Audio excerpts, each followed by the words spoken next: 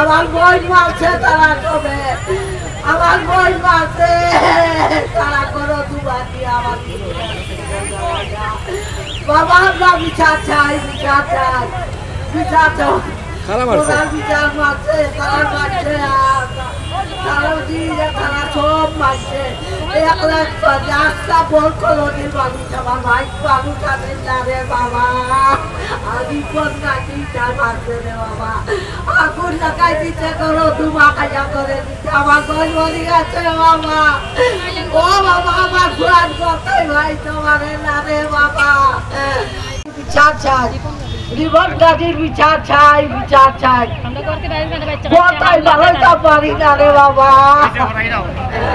আমার মা করে আসলে তারা করোনা আমার মারে টাকা মানে ফেলে আগুন ধরে দিয়েছে 2 মাস আসে মানে 2 মাস আর যখন যাচ্ছে আমার মা ঘর দুয়ার অন্ধকার একজন তখন সাবান দ্বারা যারা কর্মরত অবস্থা পুলিশ আসলো তারা আমার মারে বেলা করে মেডিকেল নিয়ে পৌঁছাইছে।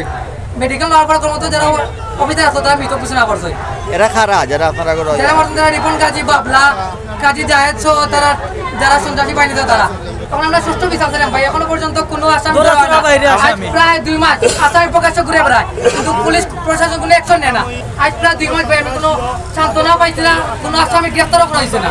একটাই দাবি যে ভাই 100 কোটি টাকা গড় দিলে আমার মা মারা গেছে, তারা প্রশাসনের কিতাব ভূমিকাটা কিতা প্রশাসন তো আন্ডার জল লাগিও, প্রশাসন তো জনগণের বন্ধু, প্রশাসনের যদি জনগণের বন্ধু হয় তান্ডার ভাই করতাম আমরা আসামি ধরা হয় না, আসামি তো প্রকাশ্যে ঘুরে বেড়া করে।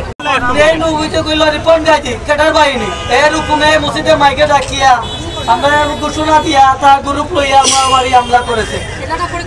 হামলা করার পরে ঘর দুয়ার জ্বালাইছে, লুটপাট করছে, ফ্রিজের 5টা পর্যন্ত আছে এগুলা নিয়ে গেছে, খাবার টাবার সবগুলা নিয়ে গেছে। আমরা এবার কোনো দেখতে হয় নাই, ব্যাংকের টাকা পয়সা যেটা পার্টি ব্যাংক আছে হয়তো এগুলো কাটিয়া নিয়েছে। কারেন্টের তার বন্ধ কাটিয়া আমদানি করিয়া আগুন ধরাইছে।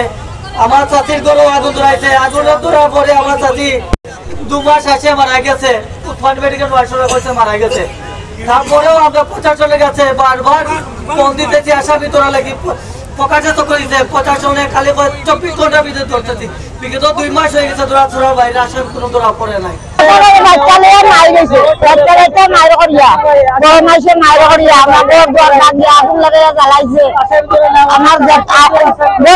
মরছে আগুন ঘরের ভিতরে আগুন লাগাইয়া আমরা করতে পারি তো মাইনা বাচ্চা করতে পারে না, তারা হুমকি দেয়